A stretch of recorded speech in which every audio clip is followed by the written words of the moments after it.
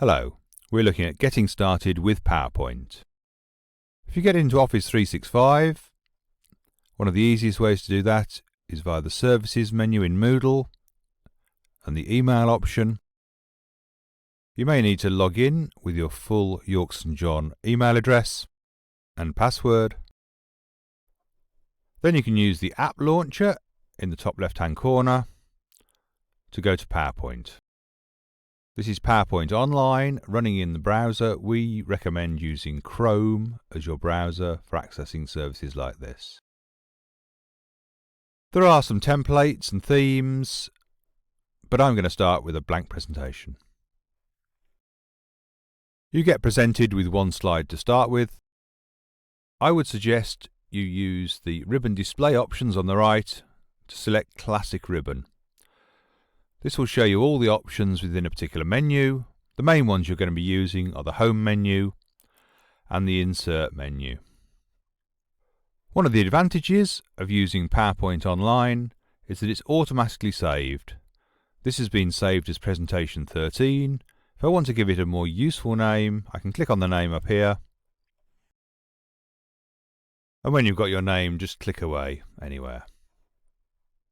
That will be saved into your University OneDrive, which has autosave turned on, is backed up, and as you can see, there's a version history if you need to go back to a previous version of the document. Here's our starting slide. We can use this as it is. If you don't like the layout of this slide, you can go on the Home menu, in the Slide section, and choose Slide Layout. You can use any of these content types or go for a blank slide if you want to do everything yourself.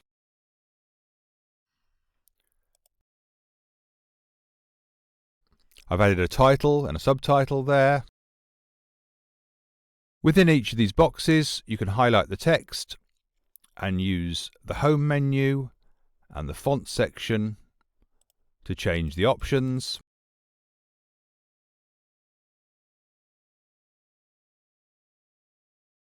When you want to add a new slide, on the Home menu there's a New Slide option. Again, you can choose the type of slide that you want. The setup is for a title on a slide and then a text or picture below it, but you can add other elements. We'll look at that in just a moment. As well as the style of text, you can use the paragraph options to do things like center a title. Adding extra elements are generally all on the Insert menu. Let's have a look at adding a picture. You can use stock images within PowerPoint. There's a selection of things you can use. As well as pictures, there'll be icons, stickers, illustrations, and all sorts of other things like that. If you want to supply your own pictures, the OneDrive option is for a personal OneDrive. I'm going to choose this device. I'm on a campus computer, so I can choose OneDrive for Business, which is your Yorks & John OneDrive, and a picture from there. When you add elements like a picture, you'll get an extra menu appearing at the top of the screen, in this case the picture menu, when you click on that item. You'll get a range of different things you can do, such as adding a border, cropping to cut bits off the side, and you can change the size using the numbers or just by getting on one of the bobbles here. I'm going to go to a website to get an additional picture. Our favourite to go to is Pixabay. This has a lot of good quality images. Watch out for the advert at the top, but I can pick an image and download it to my computer.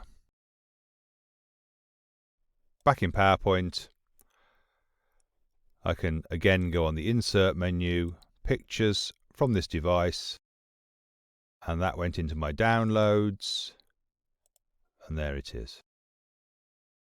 Again, the picture menu at the top will let me do things like crop it. And there are other options such as sending things backwards or forwards to change the overlap between these two pictures. If I send the cat backwards, that's going to be behind the badger picture. I'll add another slide in now, back on the home menu, new slide. I might go for a title only slide. A few other things you might want to explore on the insert menu. Shapes can be useful to add some graphic elements to your design. And if you want more text, you can add as many text boxes as you like. You have to have text within a text box. Click on text box, drag from corner to corner where you want your text box to be. Text boxes will always shrink to be as short as they can, but they'll keep the width the same. And again, back on the home menu, you can use the fonts and colours to change the type. But you've now got a shape menu which lets you do things like change the box. So shape fill if I want to colour the box in, and shape outline if I want to give the box an outline. Let's make that a bit thicker too. Other things we're not going to show here, but you might want to have a look at. You can insert tables. You can look at smart art, where you've got pre-made diagrams to fill in.